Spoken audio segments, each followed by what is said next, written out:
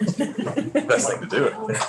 Okay, we are back live, and so with us today, this afternoon is left 25 minutes before we have to go on the floor. We honored a request. It's a Mental Health Advocacy Day in the building today, and I think it's Mental Health Advocacy Week in general, but I was able to invite Dan Towle here and Dora Levinson from two different organizations, and I'll let them introduce themselves and tell them why they're here. As you can see, everybody's eating ice cream. Mine will be delivered relatively soon from Representative Howard. As you know, it's in celebration of Mental Health Advocacy Day because we know that ice cream soothes the soul. And so with that, we're just going to pop around who's here at the table. Representative Tom Stevens from Waterbury. I'm Joe Parsons. I represent Hobson, Groton, and Newbury. Emily Krasnow, South Burlington. Ashley Barley, Fairfax. Caleb Elder, Starksboro, Bristol, Lincoln, and Moncton. Dennis Labonte, Linden, Sutton, Newark, Sheffield, Wheelock. Hi, I'm Elizabeth Burrows, and I represent Windsor 1, which is Heartland, West Windsor, and Windsor. I'm Larry Labor, and I represent Essex, Orleans, District 1. Thank you. Robin Chestnut, Tangerman, Rutland, Bennington District. Nice to see you. Good to see you So again. welcome, Dan. The microphone is yours. Okay, well, thank you, Representative Stevens, Chestnut, Tangerman. And is Representative James here? Did I? Okay, well, if they were here. And obviously the rest of the committee.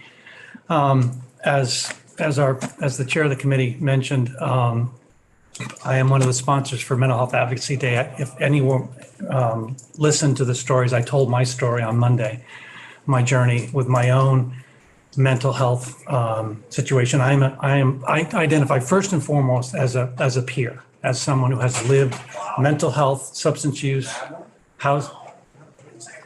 housing insecurity, and disability experience. And I'm here today to focus on one of the most important issues when it comes to all four of those communities, and that's housing, the broad issue of housing.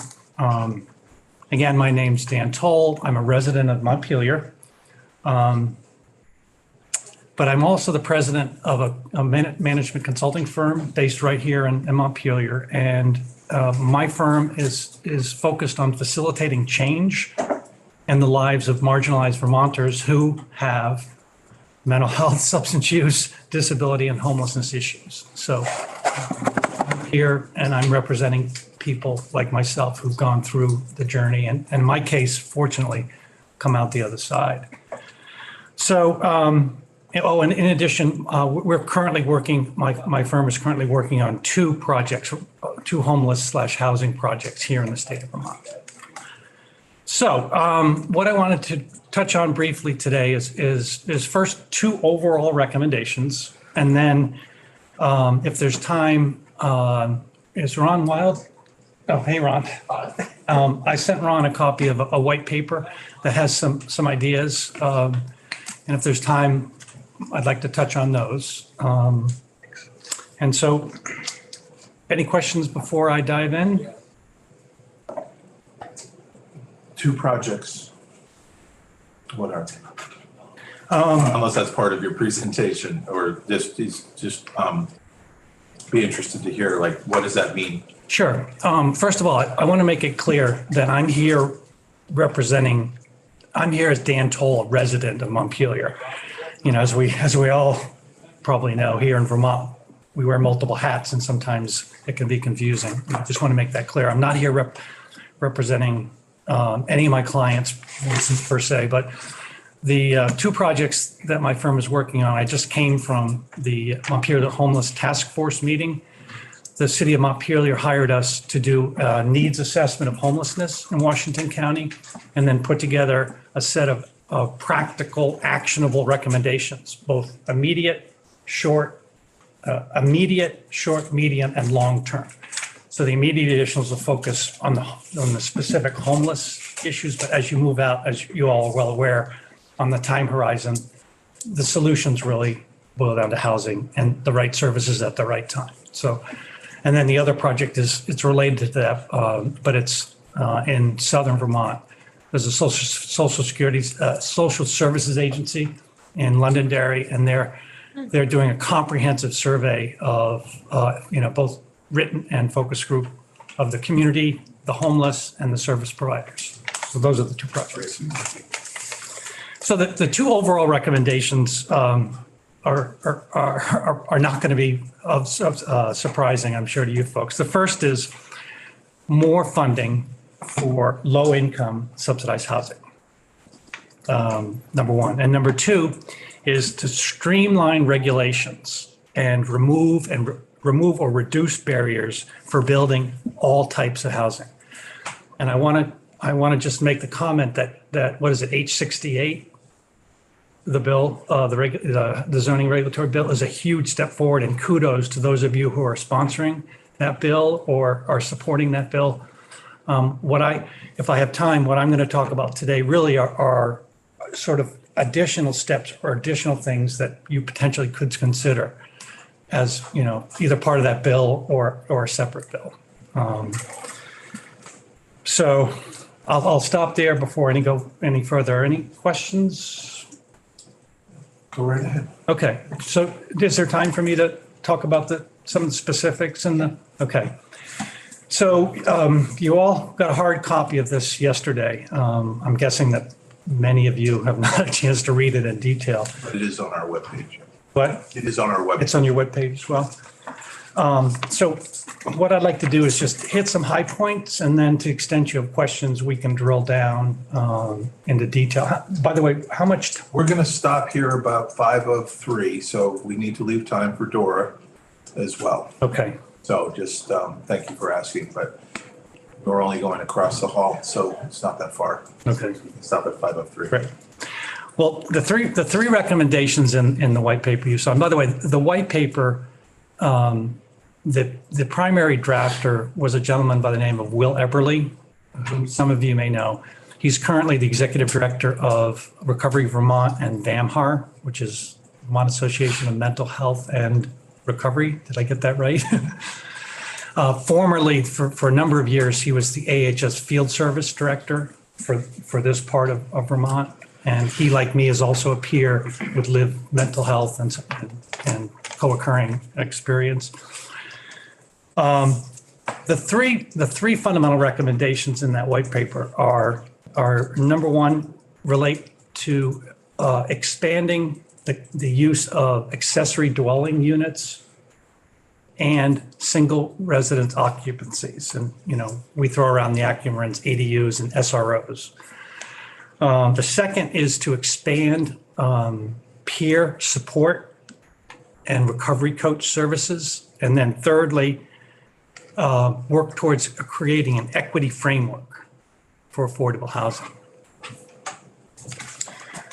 So when we talk about ADUs, as you all are probably well aware, currently residents here in Vermont are allowed to create accessory dwelling units of up to 900 square feet for their own needs. What we're proposing is financial support for construction of ADUs and ongoing subsidies for renting to tenants who experience homelessness. Some of the reasons for trying to encourage homeowners or building owners to do ADUs is it doesn't require big construction companies. Many people DYOs can do it themselves. And so with the labor force shortages that we're having, including in the construction industry, these are things that people can do right now. Reducing wait times, lower costs. There's a myriad of reasons that it makes sense to look at trying to help facilitate and fund people to create ADUs. The second issue, SROs. What we're proposing is, in the white paper, is to create a single residency occupancy voucher program. So basically, this would be subsidies for homeless folks, which would allow them to rent out rooms in other people's homes. So it's pushing the envelope a little bit in terms of current regulation, but we're trying to present some out of the box thinking and hoping, But that concept of renting out rooms is similar. It's kind of flipped, but it's similar to the home share program. exactly. It basically is the home care program, but we're asking is for subsidies for homeless people to participate. And it could be in the formal Home Share Now or Home Share Vermont program, or something just on their own or another organization. Traditionally, can you define an SRO for us? I mean, it's in a traditional SRO, perhaps in a more urban setting, it's pretty much a series of rooms that are incomplete, right? They might share a bathroom down the hall or a Exactly. kitchen. Yep. Down the hall, it's basically just literally a single room. It's not a studio because those are facilities. Right. Is that right? Yes, that's right on. So it's not even a hotel room because the prototypical SRO, like you said, Representative, there's a common bathroom, there's maybe a common living room space, but the SRO is simply a room for them to Close the door, lock close the it, door, have their privacy, they can live there, but not the other, not a full facility. not a full facility. It's not a full studio apartment per se, or even a hotel room scenario. So again, obviously very inexpensive, very low cost way to drive towards the goal of, 40,000 by 2030 for the state? That's the number, yeah. Yeah, which is 467 for Washington County based on population. Representative LaBonte. Thank you. So now, there's funding for individuals that are in hotels, okay? For homeless people that are in hotels right now. If I have a room in my house that I want to rent, would it be coming out of that fund? Well, those are details at least from my perspective, that would have to be sorted out. Ideally, we would like to have the housing, the hotel program, not only continued funding beyond the end of March, but increased funding. And this would be a separate, in an ideal world, this would be a whole separate program and funded separately. Thank you. Thank you for the question.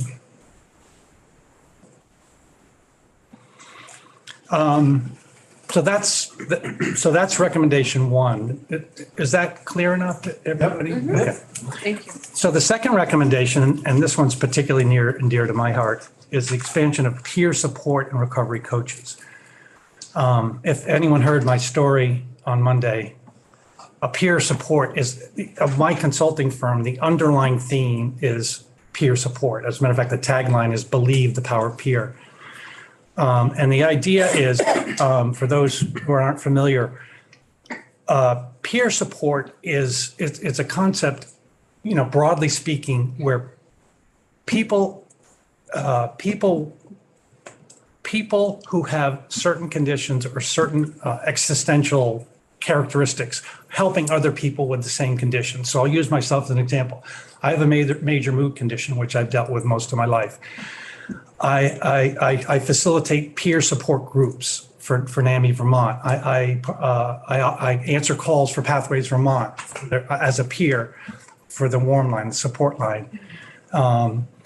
And I'm lucky in that I'm someone who's struggled. I'm a psychiatric survivor. I've been hospitalized at CVMC in the inpatient psych unit several times. But I'm fortunately someone who's well in my recovery and at a place to give back. So when we talk about peer support, what we're talking about, people, like me, people who are in a position, first of all, have to be, go through training, but it's, in my case, what I do is I either facilitate support groups or one-on-one talk to people who have mental health conditions or talk to people who are dealing with substance use issues. And I can use my own personal experience and say, oh, yes, I've dealt with that. I've been deeply depressed and that sort of thing. Recovery coaches is a very specific type of peer support program. And recovery coaches are substance use recovery coaches. And so what we're asking for is really expansion of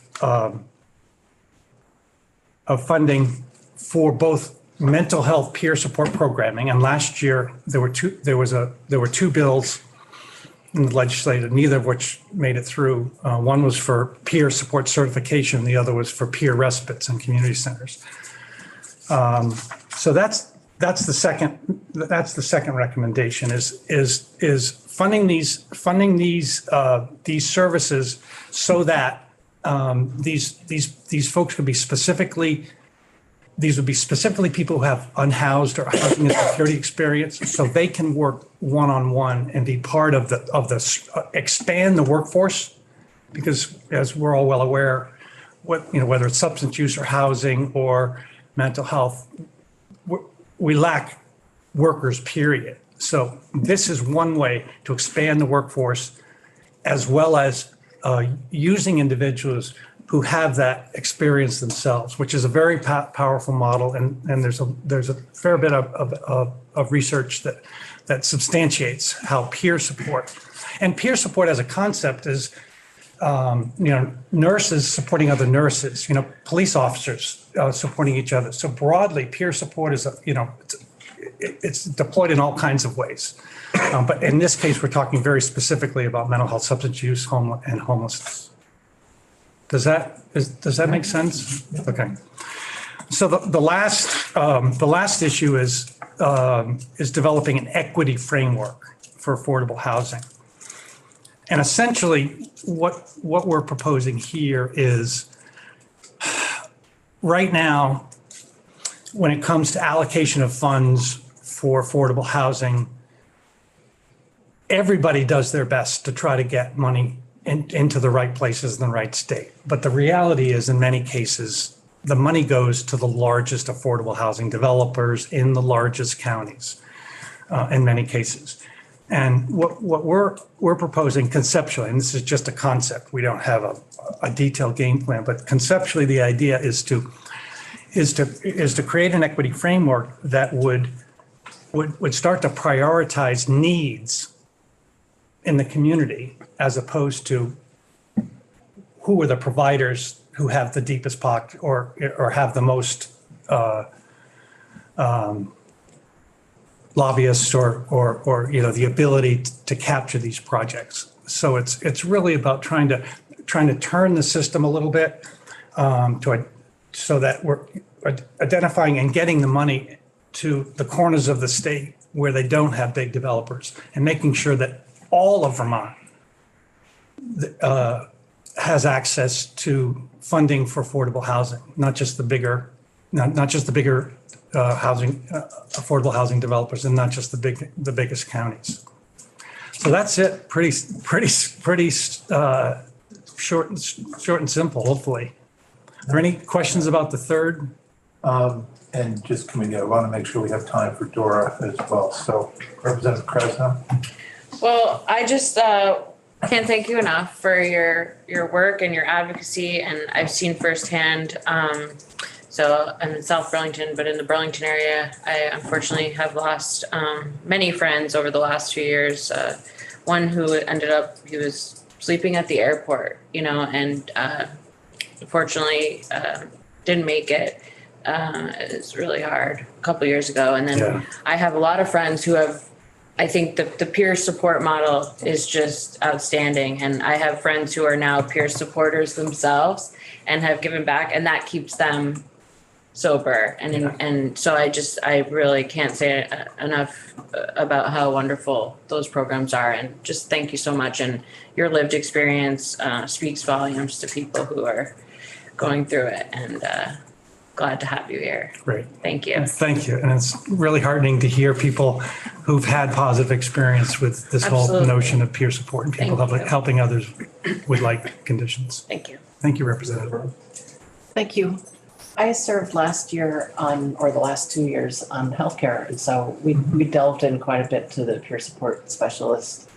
Right. That question of licensure and whether licensure would destroy the idea of peer support specialists, or whether allowing peer support specialists to be paid by Medicaid would help to bolster all of that. But the question that I have, that's just to give you context for my question, which is, when you talk about peer support specialists in the realm of homeless services. I mean, I think it's a hugely untapped resource in so many different ways. So what would that look like? What would that entail? Would that be people who could help homeless people navigate the system, or would it be people who would provide mental health support, or? Essentially, peer support workers can be used in almost all ways that a social worker is currently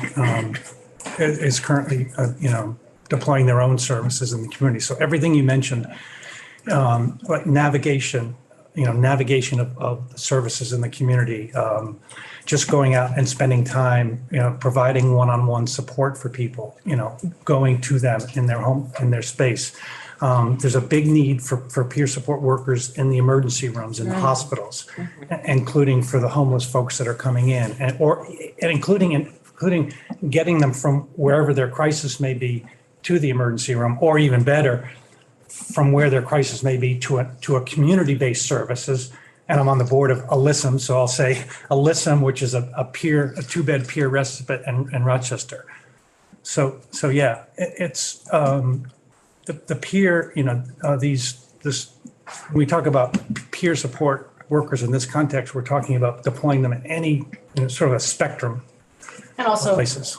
for peer support specialists, using their lived experience in an unbelievably productive way, right? Right, yeah. And sometimes I hate to even mention this, it's much less costly in many cases to train and hire and deploy a peer support worker rather than a master's or even a PhD level clinician. So, it is a win-win in terms of the effectiveness, the workforce, the ability to expand the workforce, and cost. I loved your comment, not the emergency room, the transitional space. Yeah, that's a whole nother issue. I wish I had more time to talk about, but. No, but I appreciate the introductions and your time coming in. Well, thank you very much for Thank you. allowing me to testify. And myself and my partner, who actually is a homeless subject matter expert, he ran the Brattleboro shelter for 5-6 years.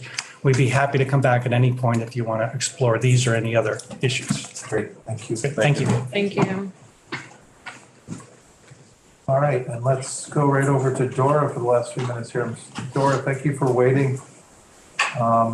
Welcome to the General and Housing Committee. Thank you. Thank you for this opportunity. I really appreciate the time. For the record, my name's Dora Levinson. I'm a Research and Data Director at Building Bright Futures, which is Vermont's Early Childhood State Advisory Council. So today, I just wanted to tell you a little bit about some of the data that we have been presenting around both mental health and housing and the relationship between the two, and then share the policy recommendations that the State Advisory Council issued this year based on input from our network of over 450 stakeholders. I'm going to share a few slides, and hopefully you are seeing mental health for children and families. Is that correct? Yep. Yes, thank you. Awesome.